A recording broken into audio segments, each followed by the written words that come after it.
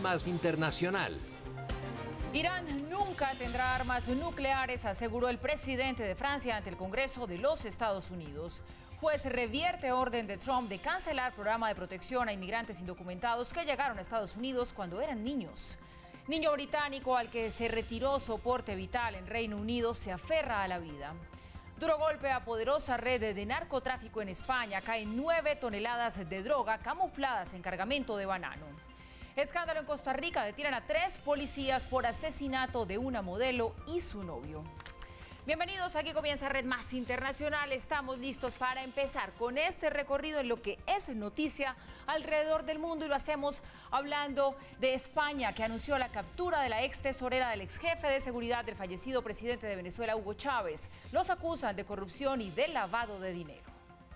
Claudia Díaz Guillem y su esposo Adrián Velázquez son acusados de amasar una gran fortuna y tratar de ocultarla en paraísos fiscales cuando trabajaban para el gobierno de Hugo Chávez. Díaz fue enfermera personal del fallecido mandatario y llegó a ser directora de la Oficina Nacional del Tesoro y la Secretaría del Fondo del Desarrollo Fonden entre 2011 y 2013. Velázquez fue un militar en retiro que se hizo cargo de la seguridad del Palacio Miraflores entre 2011 y 2013 y después fue escolta personal de un hijo del exmandatario venezolano. Pese a que el fiscal de Venezuela, Tarek William Saab, había anunciado el pasado 10 de abril la detención de la pareja, solo hasta este miércoles el gobierno español confirmó el arresto en Madrid, España. Díaz Guillem y Velázquez son requeridos en Estados Unidos por delitos como corrupción y lavado de dinero. Las investigaciones que adelanta el gobierno español están abiertas y podrían afectar a otros funcionarios del régimen chavista. Después de 2 días de acercamiento, el presidente francés Emmanuel Macron expuso sus diferencias con Estados Unidos y lo hizo frente al Congreso. Defendió los valores del multilateralismo, se refirió a Irán y al Acuerdo Climático de París. Macron fue ovacionado por varios minutos. Después de 2 días de reuniones, ceremonias y halagos, el presidente de Francia, Emmanuel Macron, expuso su discurso ante el Congreso de Estados Unidos, donde defendió los principales puntos que, pese a la cercanía, aún los dividen. En cuanto a Irán, nuestro objetivo es claro. Irán nunca poseerá armas nucleares, no ahora, no en 5 años ni en 10 años, nunca. Never.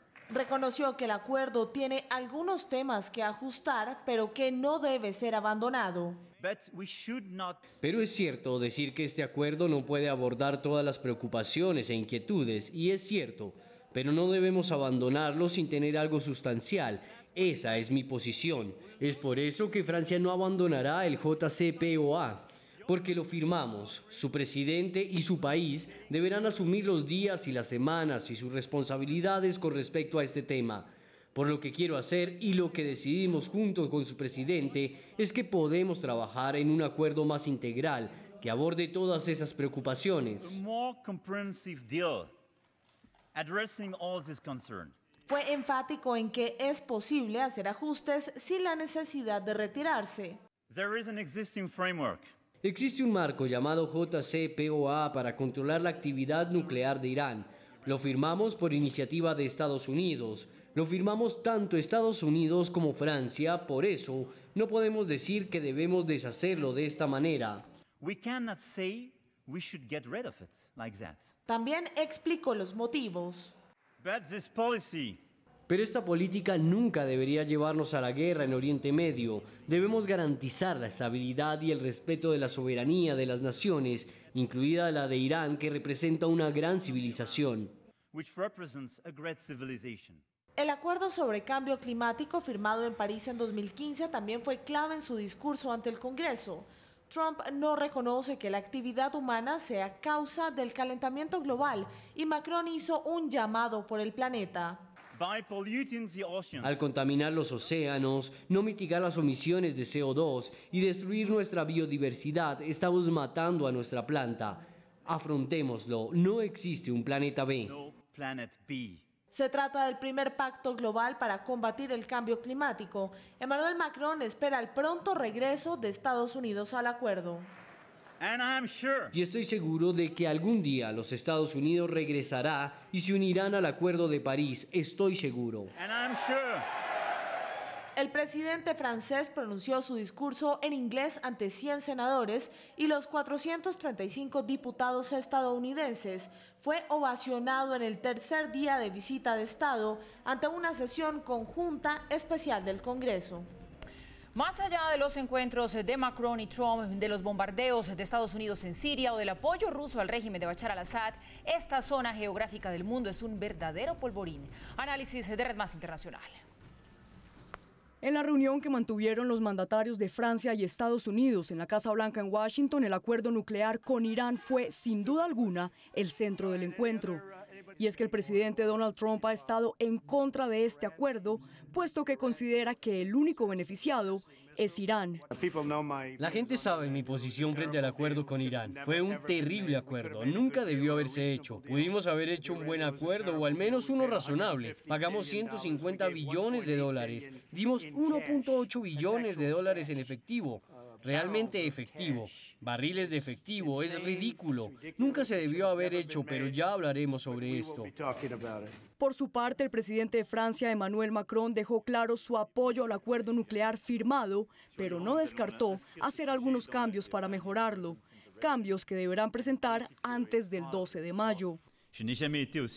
Nunca he sido tan crítico del plan como lo ha sido el presidente Trump porque creo que podemos agregarlo de forma útil, pero no importa la decisión que tome el presidente Trump. Me gustaría trabajar de ahora en más en un nuevo acuerdo con 4 pilares, incluyendo lo que ya está pactado en el plan de acción: las acciones nucleares actuales, las actividades nucleares a largo plazo, las actividades nucleares a corto plazo, las actividades balísticas y la influencia en la región.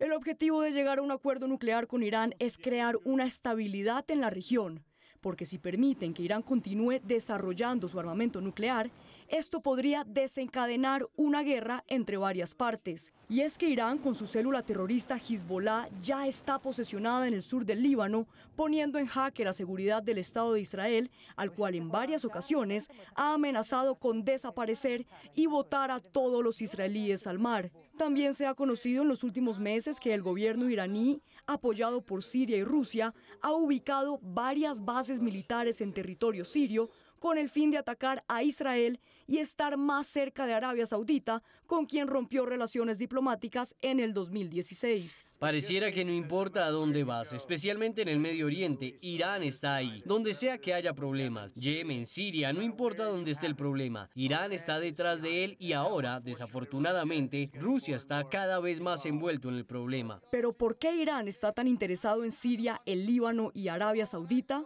Su objetivo es ganar territorio. Hasta el 2003, Irak era un país en su mayoría sunita y estaba en contra de su vecino Irán, que en su mayoría es chiita.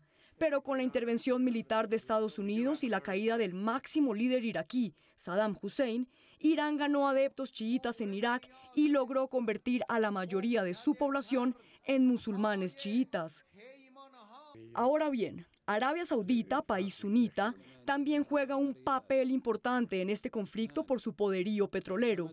Y es que las reservas petroleras de este país son las segundas más grandes luego de las de Venezuela, que se encuentra en una crisis política y económica.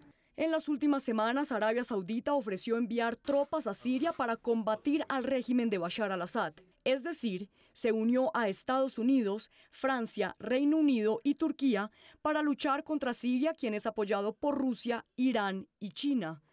La razón por la cual Arabia Saudita anunció el envío de tropas es para luchar contra el régimen de Irán, quien es su principal enemigo en la región. Cabe recordar que Arabia Saudita, junto con Israel y Estados Unidos, fueron los países que más se opusieron al acuerdo nuclear con Irán firmado en el 2015. Mientras que las potencias mundiales ya eligieron su bando en esta guerra geopolítica, el gobierno de Estados Unidos y el de Irán continúan lanzándose duras amenazas.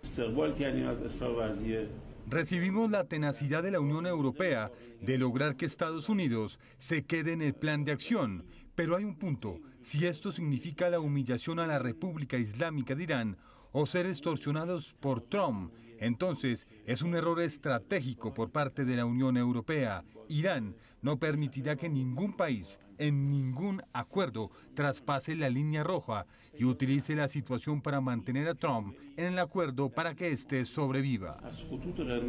A lo que el presidente Trump respondió: Si Irán nos amenaza de alguna manera, pagarán el precio que pocos países alguna vez han pagado. Habrá que esperar hasta el próximo 12 de mayo para conocer los cambios que el presidente Trump con su ahora amigo, el presidente Macron, quieren hacerle al acuerdo nuclear con Irán. Y hoy aquí en Red Más Internacional seguimos hablando un poco más a fondo acerca de cómo avanza esa cumbre entre Donald Trump y Emmanuel Macron y también lo que poníamos para ustedes en contexto de cómo se mueven los intereses geopolíticos en esa región de Medio Oriente. Para eso saludamos a nuestro invitado, Miguel Benito, historiador internacionalista, quien nos acompaña frecuentemente aquí en este espacio. Miguel, bienvenido. Como siempre, un gusto. Bueno, empecemos por hablar de esta cumbre, de estos dos presidentes en las que se ha visto de todo un poco, sobre todo muchísima amistad. Pero hoy fue el día de Emmanuel Macron ante el Congreso y muchos dicen que el discurso que pronunció pues fue totalmente en contra de la agenda del presidente Donald Trump. ¿Usted lo vio así? Tuvo muchos matices y tuvo muchos elementos en los que discutía esa agenda, la agenda de Donald Trump. Pero lo cierto es que los días previos de esta visita de Estado habían sido mucho más cercanos. Macron ha utilizado la visita al Congreso, su discurso al Congreso, para situar algunos temas, pero siempre incidiendo mucho en la necesidad de colaborar con Estados Unidos, mostrarse cercano a Estados Unidos y siempre apelando a esa idea de que Estados Unidos puede volver a reunirse y aprovechar del marco multilateral ya establecido para sumarse a las iniciativas que ya se tienen fijas. Esto sobre todo han sido los temas de cambio climático y desde luego el asunto de Irán. Bueno, sobre el tema de asunto de Irán quiero que hablemos más a profundidad. Discúlpeme que lo interrumpa porque uno se pregunta en qué está realmente Macron con el tema del acuerdo nuclear con Irán. Ayer lo que trascendió a los medios es que Macron había acordado con Donald Trump que iban a renegociar este acuerdo, pero hoy lo que hizo fue defender lo que hay. Sí, pero aún así dejó abierto esa idea de que ese es el marco que se puede revisar, sobre el que se puede trabajar. Justo los días previos habíamos tenido una declaración de alguno de los encargados de la política exterior iraní diciendo que esperamos que Macron convenza a Trump de que este es el acuerdo que tenemos que seguir y el que tenemos firmado. Y ese es un poco el eje. Lo firmado hay que cumplirlo. Un poco el eje de lo que hay que establecerse. También porque es una jugada a futuro. Sí. Es decir, los acuerdos, si tienen un margen de renegociación, se pueden trabajar en esa medida. Pero dentro de poco se viene la negociación con Corea del Norte. ¿Qué incentivo tendría Corea del Norte para llegar a algún acuerdo si existe el riesgo de que los acuerdos sean irrespetados por la otra parte? Es cierto. Con lo cual es un poco jugar esa idea de si hay preocupaciones serias respecto a cómo se está realizando el acuerdo con Irán, revisémoslo dentro de lo que ya estamos establecidos y en ese sentido hay que recordar que Francia forma parte de los que firmó ese acuerdo. Bueno, pero ya también lo decíamos, hay muchos intereses geopolíticos que se mueven en torno a esa región de Medio Oriente. Se dice, Miguel, y quiero conocer su opinión al respecto, que detrás de ese deseo que tiene el gobierno de los Estados Unidos de renegociar el acuerdo nuclear con Irán estaría Israel. Siempre se ha hablado que el fondo de los acuerdos tiene que ver con la seguridad de Israel. Es decir, garantizar lo que ha dicho Macron, que Irán nunca tenga el arma nuclear para que no se convierta en una amenaza definitiva a la existencia de Israel, que siempre es la preocupación un poco de fondo en todo este tipo de cuestiones. También otro incentivo para desincentivar la nuclearización de los demás países de la región, porque en la medida en que tenga uno más, diríamos, porque Israel tiene recurso nuclear, lo tengan más estados, todos los demás van a querer armarse en eso, haciendo una región muy inestable, más inestable todavía, con lo cual se trata de lograr equiparar eso, garantizando la seguridad de Israel por un lado, pero al mismo tiempo que Irán no se interprete que ha salido perdiendo de la negociación, porque si no, ya digo, se desincentiva cualquier negociación y no se impide que Irán vuelva plenamente a reactivar su programa nuclear. El otro interesado que entra en escena en este contexto de lo que pasa allí con Irán y lo que está diciendo Donald Trump que quiere o no quiere hacer con el acuerdo nuclear es Arabia Saudita, que siempre ha existido como una rivalidad regional con Irán. ¿Qué papel puede jugar allí Arabia Saudita? Arabia Saudita es el aliado incómodo de Occidente para muchas cosas en Medio Oriente. Y es el aliado incómodo porque, en el fondo, gran parte del yihadismo terrorista ha salido de Arabia Saudita. Pero es cercano a Estados Unidos. Pero porque era el que tenía el que vendía el petróleo y el que dentro de la OPEP garantizaba durante mucho tiempo que los precios se mantuviesen estables en unos niveles bastante razonables. Al mismo tiempo, desde que Saddam Hussein invadió Kuwait, Arabia Saudita percibió que había una amenaza y le pidió a Estados Unidos que, por ejemplo, que le pusiese bases militares en el país. De esta manera se convertía en el puente desde el que Estados Unidos podía participar, ingresar a la región mucho más fácilmente que desde Israel. pero no ha sido una relación sencilla. El hecho de que Estados Unidos haya buscado en los últimos años, a través del fracking y de otras prácticas, diversificar su stock petrolero, incluso buscar otras fuentes alternativas al petróleo, tiene que ver con la idea de irse alejando un poco de ese, ya digo, aliado incómodo que es muy difícil sostener cuando recientemente hemos visto que las grandes reformas que ha hecho ha sido que se abren los cines después de 30 años, cosas por el estilo. Y en parte, una buena parte de la invasión de Irak tenía que ver con la idea de pivotar hacia otro lado, es decir, llevar esas bases que estaban en Arabia Saudita hacia el propio Irak y desde ahí presionar a Arabia Saudita para que hiciese las reformas y luchase contra el terrorismo de la manera que Occidente quería. Con lo cual, digo, es una alianza incómoda. Y Obama lo que hizo fue moverse descaradamente hacia Irán. Dijo, bueno, si Arabia Saudí no me sirve para frenar el yihadismo, quien quizá me sirva más es Irán, que tiene un elemento común, y es que Al-Qaeda y el ISIS son sunitas, Irán es chiita, y por eso son uno de los objetivos de esos propios atentados, con lo cual era un aliado también incómodo, pero dentro de esa idea de diversificar qué aliados me pueden servir mejor para qué momento, Obama jugó esa carta de Irán. El problema está en que si Israel se siente amenazado, esa carta parece que pierde utilidad. Bueno, Miguel, escuchándolo a usted, a uno no le queda duda de que esto es todo un rompecabezas complicado, con muchos intereses de por medio en este juego geopolítico allí en la región. Pues muchísimas gracias por haber estado aquí con nosotros una vez más. Miguel Benito, historiador internacionalista, a quien le damos las buenas noches. Muchas gracias. Gracias, como siempre, por venir a vernos. Y un juez federal, siguiendo con la información, le ordenó al presidente Donald Trump reactivar DACA y aceptar las solicitudes de nuevos soñadores. El gobierno deberá recibir las peticiones y en 90 días no argumenta por qué canceló el programa de acción diferida. La decisión fue tomada por el juez federal John Bates del Distrito de Columbia. Ya es el tercero que dicta a favor de DACA, convirtiéndose en el más duro revés contra la medida de Donald Trump de acabar con el programa de acción diferida cancelado por el presidente el 5 de septiembre de 2017. Bates calificó la medida de cancelar DACA como algo injustificado, arbitrario y caprichoso. Aseguró que es una medida ilegal, por lo que debía ser anulada. A partir de ahora, la orden para el gobierno Trump es continuar con DACA y aceptar nuevos solicitantes. El juez federal estableció un plazo de 90 días a la administración para que mejore sus argumentos sobre la cancelación del programa que protege de la deportación a más de 800,000 jóvenes conocidos como soñadores o dreamers. La Casa Blanca lamentó la decisión del juez federal que respalda DACA y aseguró que el fallo beneficia a las organizaciones criminales y además que crea un incentivo para la inmigración ilegal en Estados Unidos. El programa DACA viola la ley federal. El presidente Obama visitó el Congreso y creó el programa ilegal DACA. Creemos que el fallo del juez es extraordinariamente amplio y erróneo en la ley. Lo que es peor, un incentivo para que más jóvenes inmigrantes ilegales vengan aquí y esperen que se les aplique políticas judiciales similares. Esta es una decisión muy buena para las organizaciones de contrabando y las redes delictivas y noticias horribles para nuestra seguridad nacional. Pese a ser el tercer juez en sentenciar que el programa de acción diferida debe mantenerse, es el primero que obliga al gobierno a aceptar nuevas solicitudes, es decir, como si nunca hubiera sido cancelado.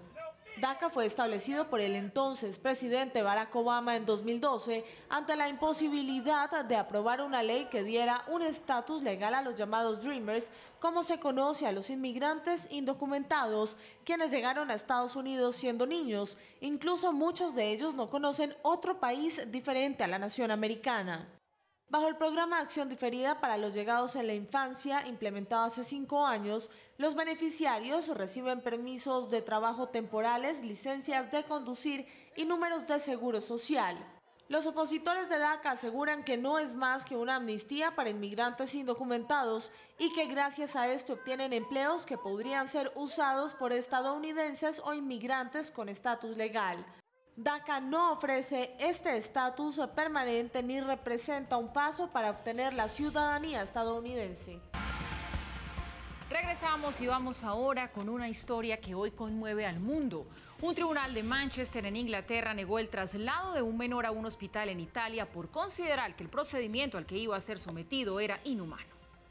Alfie Evans padece de una enfermedad neurológica degenerativa y desde diciembre de 2016 permanece hospitalizado en Liverpool, Inglaterra. Según los médicos británicos, el pequeño de tan solo 23 meses de edad no presenta mejoras y no hay tratamiento que pueda salvarlo.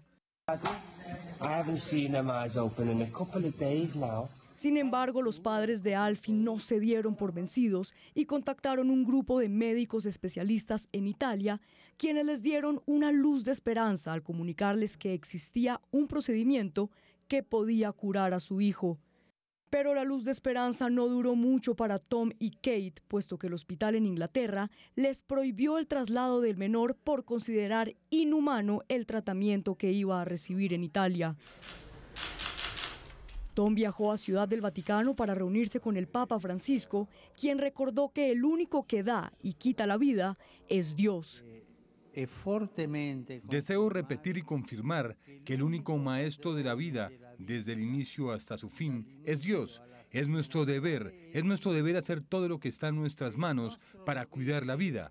Pensemos en silencio, recemos para que la vida de todos sea respetada, especialmente la de nuestros hermanos. Recemos en silencio. El gobierno italiano le otorgó la nacionalidad al pequeño Alfie y puso a su disposición un equipo médico para tratar su enfermedad. En el hospital de Liverpool, los médicos, en contra de la voluntad de los padres y por orden del Tribunal Supremo, desconectaron a Alfie, quien milagrosamente siguió respirando por sí mismo durante 6 horas hasta que el cuerpo médico se vio en la obligación de proveerle nuevamente agua y oxígeno. Hoy, los padres de Alfie pidieron al Tribunal Supremo poder llevarse a su hijo a la casa, petición que una vez más fue rechazada por el juez. Ay, qué historia, y Alfie se aferra a la vida. Y en Dinamarca fue condenado a cadena perpetua a un inventor de submarinos caseros a quien se le acusa de haber violado, torturado, asesinado y desmembrado a una periodista sueca. Peter Madsen pasó de la fama al desprestigio. Madsen, un ingeniero aeroespacial e inventor de submarinos caseros, era famoso en su país natal, Dinamarca.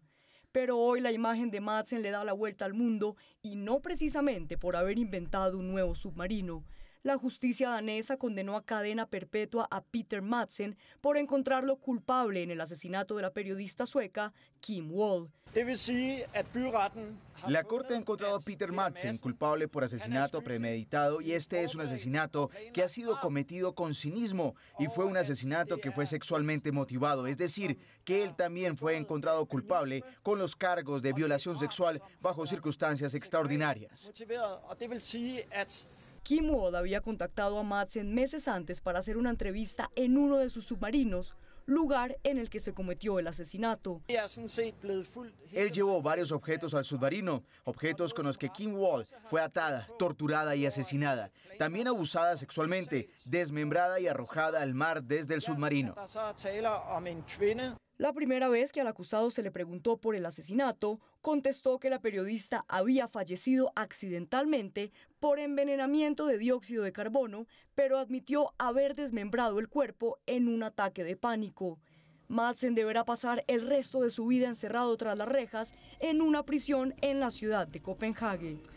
En un hecho sin precedentes, las autoridades de Colombia y España incautaron en ese país 9 toneladas de cocaína que habrían salido desde un puerto en el Urabá antioqueño.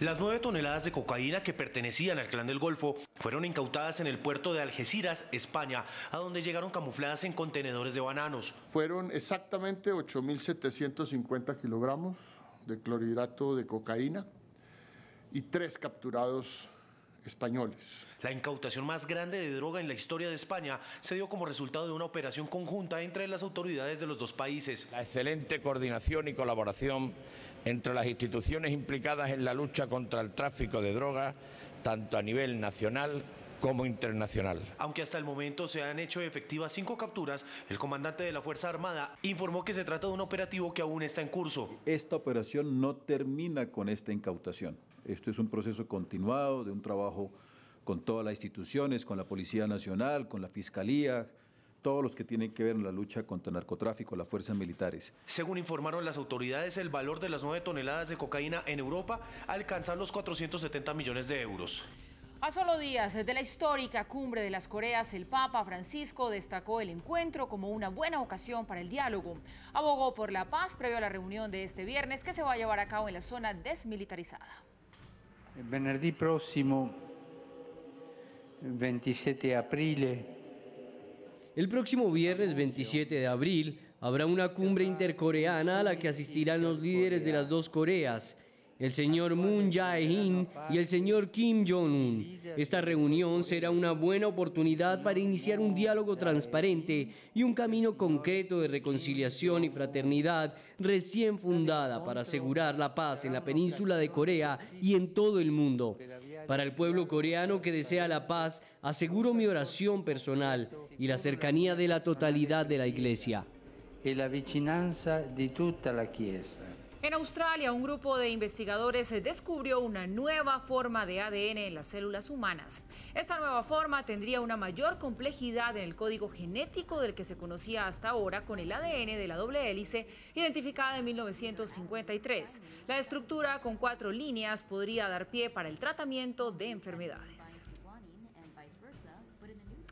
Y Melania Trump ya tiene su propia figura de cera en Nueva York. Previo al cumpleaños número 48 de la primera dama, el Museo Madame Tussauds presentó la figura que fue inaugurada por el exsecretario de prensa de la Casa Blanca, Sean Spicer. Es la primera vez que Madame Tussauds presenta la figura de cera de Melania, que hasta ahora contaba con la del presidente Donald Trump. Estamos en Red Más Internacional. Vamos ahora con noticias de Centroamérica. Cientos de nicaragüenses salieron nuevamente a las calles para exigir la salida del presidente Daniel Ortega, quien hasta hace pocos meses era uno de los mandatarios más populares de la región. En Managua, muchos nicaragüenses siguen en las calles. Sin temor a ser reprimidas, cientos de personas marcharon en las principales calles de la ciudad para exigir que se haga justicia por las personas que han muerto durante las protestas en contra del gobierno de Daniel Ortega. Hoy nos concentramos porque para nosotros es importante seguir denunciando la situación de represión que ha habido en Nicaragua en la última semana. Pero mientras que algunos protestaban con banderas y carteles, otros llevaron a cabo una vigilia en honor a los manifestantes que han fallecido. 28 según cifras oficiales. Una mujer que perdió a 2 de sus familiares le hizo una petición al gobierno de Ortega. Hoy tocaron a mi familia, tocaron a 2 sobrinos míos que me los mataron en Naupoli. Entonces eso nos llama más la atención para estar aquí diciéndole al gobierno de Daniel Ortega que se vaya, que no queremos más dictadura en este país. En otro punto de la ciudad, familiares y amigos de uno de los policías fallecidos en medio de los disturbios llevaron a cabo las exequias. Dicen que el uniformado murió cumpliendo las órdenes del régimen. Son inocentes, ¿verdad? Porque pues por un lado pues los policías están ejerciendo su labor. En las últimas horas, representantes de la Iglesia Católica en Nicaragua aceptaron mediar entre los grupos que promueven las protestas y el gobierno. Para facilitar el clima de diálogo, consideramos esencial e imperativo que tanto el gobierno como cada miembro de la sociedad civil evite todo acto de violencia. Pero no solo en Nicaragua hubo movilizaciones. En países como Suecia, España, Chile y Estados Unidos, los nicaragüenses también han protestado. Desde Taiwán estamos con ustedes. Queremos que el pueblo de Nicaragua tenga el derecho a expresarse libremente. Los senadores estadounidenses Marco Rubio y Bob Menéndez le pidieron a la Organización de Estados Americanos, OEA, que investigue los hechos de violencia desatados durante los últimos días en el país centroamericano. Las fuertes protestas han reflejado un disgusto de buena parte de la población nicaragüense contra Daniel Ortega, quien gobierna desde 2007 y que en febrero de este año había obtenido un 54% de popularidad, lo que lo convertía en el mandatario mejor evaluado de América Latina, según una encuesta de la empresa Sid Gallup.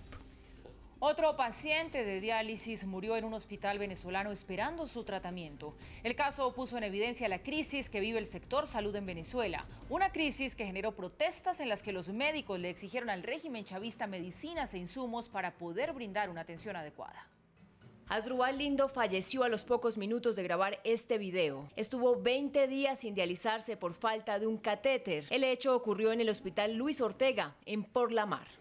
Según cifras de la organización no gubernamental Codevida, solo en los primeros 30 días de este año unos 16.000 pacientes no habían podido dializarse por falta de insumos en los centros médicos. Debido a la crisis en el sistema de salud en Venezuela, profesionales del sector protestaron este 25 de abril en Caracas. Ya no es pedir, ya es exigir de una vez por todas al Ejecutivo Nacional, al Gobierno Nacional, que se aboque a la solución definitiva de los problemas que tenemos en todo el sector salud. Estudiantes y docentes que participaron en la protesta denunciaron que se han visto obligados a abandonar su cátedra. Nuestros profesionales del bioanálisis y de todos los demás gremios de la salud y sus trabajadores se han ido del país, están en otras latitudes, su cerebro está funcionando en otras latitudes después de ser formados en Venezuela. Las protestas por la escasez de medicinas en Venezuela han sido frecuentes durante los últimos días. En algunos casos, los profesionales de la salud han sido agredidos por miembros de la Guardia Nacional Bolivariana. Los médicos del país también vienen exigiendo mejores salarios. Argumenta que solo ganan 200.000 bolívares al mes, una cifra que no les alcanza para cubrir sus gastos debido a la hiperinflación que afecta a Venezuela. Y el presidente de México, Enrique Peña Nieto, fue recibido en España por el jefe de gobierno, Mariano Rajoy. Los dos mandatarios reafirmaron sus posiciones sobre la crisis en Venezuela. Durante su gira por Europa, el presidente Enrique Peña Nieto fue recibido en el Palacio de la Moncloa por Mariano Rajoy. En un encuentro que no incluyó declaraciones a los medios de comunicación, los mandatarios resaltaron el acuerdo alcanzado entre México y la Unión Europea para profundizar sus relaciones económicas y comerciales. También reafirmaron las posiciones que han tenido frente a la crisis que atraviesa Venezuela, según informó la Moncloa en esta nota de prensa. Peña Nieto y su esposa Angélica Rivera también visitaron a los reyes Felipe y Leticia y tuvieron un almuerzo en el Palacio de la Zarzuela. El mandatario mexicano viene adelantando una gira por el viejo continente que lo ha llevado a países como Holanda y Alemania. En este último sostuvo encuentros con la canciller Angela Merkel. México forma parte del Grupo de Lima conformado por 14 países que recientemente advirtieron que los comicios del 20 de mayo en Venezuela, en los que Nicolás Maduro busca la reelección, carecerán de legitimidad y credibilidad si no ofrecen garantías a la oposición venezolana. La Unión Europea, de la que España hace parte, también ha puesto en duda las condiciones de las elecciones en el país suramericano, sumido en una grave crisis económica y política.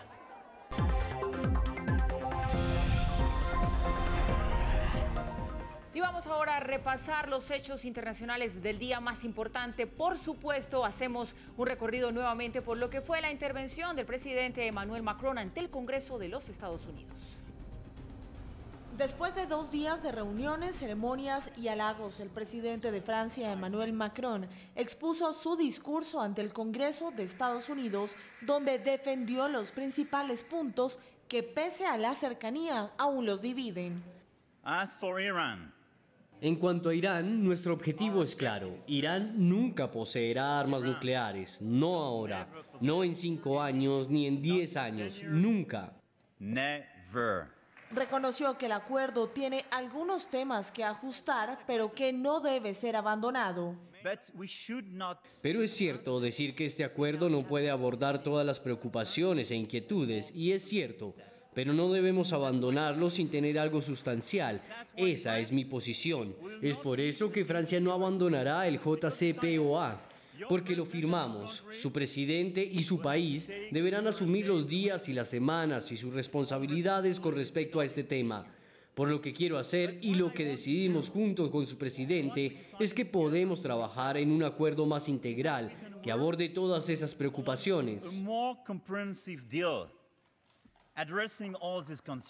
Fue enfático en que es posible hacer ajustes sin la necesidad de retirarse. Existe un marco llamado JCPOA para controlar la actividad nuclear de Irán. Lo firmamos por iniciativa de Estados Unidos. Lo firmamos tanto Estados Unidos como Francia, por eso no podemos decir que debemos deshacerlo de esta manera. También explicó los motivos. Pero esta política nunca debería llevarnos a la guerra en Oriente Medio. Debemos garantizar la estabilidad y el respeto de la soberanía de las naciones, incluida la de Irán, que representa una gran civilización. El acuerdo sobre cambio climático firmado en París en 2015 también fue clave en su discurso ante el Congreso. Trump no reconoce que la actividad humana sea causa del calentamiento global y Macron hizo un llamado por el planeta. Al contaminar los océanos, no mitigar las emisiones de CO2 y destruir nuestra biodiversidad, estamos matando a nuestra planta. Afrontémoslo, no existe un planeta B. Se trata del primer pacto global para combatir el cambio climático. Emmanuel Macron espera el pronto regreso de Estados Unidos al acuerdo. Y estoy seguro de que algún día los Estados Unidos regresará y se unirán al Acuerdo de París. Estoy seguro. El presidente francés pronunció su discurso en inglés ante 100 senadores y los 435 diputados estadounidenses. Fue ovacionado en el tercer día de visita de Estado ante una sesión conjunta especial del Congreso. Un juez federal le ordenó al presidente Donald Trump reactivar DACA y aceptar las solicitudes de nuevos soñadores. El gobierno deberá recibir las peticiones y en 90 días no argumenta por qué canceló este programa de acción diferida. La decisión fue tomada por el juez federal John Bates del Distrito de Columbia. Ya es el tercero que dicta a favor de DACA, convirtiéndose en el más duro revés contra la medida de Donald Trump de acabar con el programa de acción diferida cancelado por el presidente el 5 de septiembre de 2017. Bates calificó la medida de cancelar DACA como algo injustificado, arbitrario y caprichoso. Aseguró que es una medida ilegal, por lo que debía ser anulada. A partir de ahora, la orden para el gobierno Trump es continuar con DACA y aceptar nuevos solicitantes. El juez federal estableció un plazo de 90 días a la administración para que mejore sus argumentos sobre la cancelación del programa que protege de la deportación a más de 800,000 jóvenes conocidos como soñadores o dreamers. La Casa Blanca lamentó la decisión del juez federal que respalda DACA y aseguró que el fallo beneficia a las organizaciones criminales y además que crea un incentivo para la inmigración ilegal en Estados Unidos. El programa DACA viola la ley federal. El presidente Obama visitó el Congreso y creó el programa ilegal DACA. Creemos que el fallo del juez es extraordinariamente amplio y erróneo en la ley. Lo que es peor, un incentivo para que más jóvenes inmigrantes ilegales vengan aquí y esperen que se les aplique políticas judiciales similares. Esta es una decisión muy buena para las organizaciones de contrabando y las redes delictivas y noticias horribles para nuestra seguridad nacional. Pese a ser el tercer juez en sentenciar que el programa de acción diferida debe mantenerse, es el primero que obliga al gobierno a aceptar nuevas solicitudes, es decir, como si nunca hubiera sido cancelado. DACA fue establecido por el entonces presidente Barack Obama en 2012 ante la imposibilidad de aprobar una ley que diera un estatus legal a los llamados Dreamers, como se conoce a los inmigrantes indocumentados, quienes llegaron a Estados Unidos siendo niños. Incluso muchos de ellos no conocen otro país diferente a la nación americana. Bajo el programa de acción diferida para los llegados en la infancia, implementado hace 5 años, los beneficiarios reciben permisos de trabajo temporales, licencias de conducir y números de seguro social. Los opositores de DACA aseguran que no es más que una amnistía para inmigrantes indocumentados y que gracias a esto obtienen empleos que podrían ser usados por estadounidenses o inmigrantes con estatus legal. DACA no ofrece este estatus permanente ni representa un paso para obtener la ciudadanía estadounidense.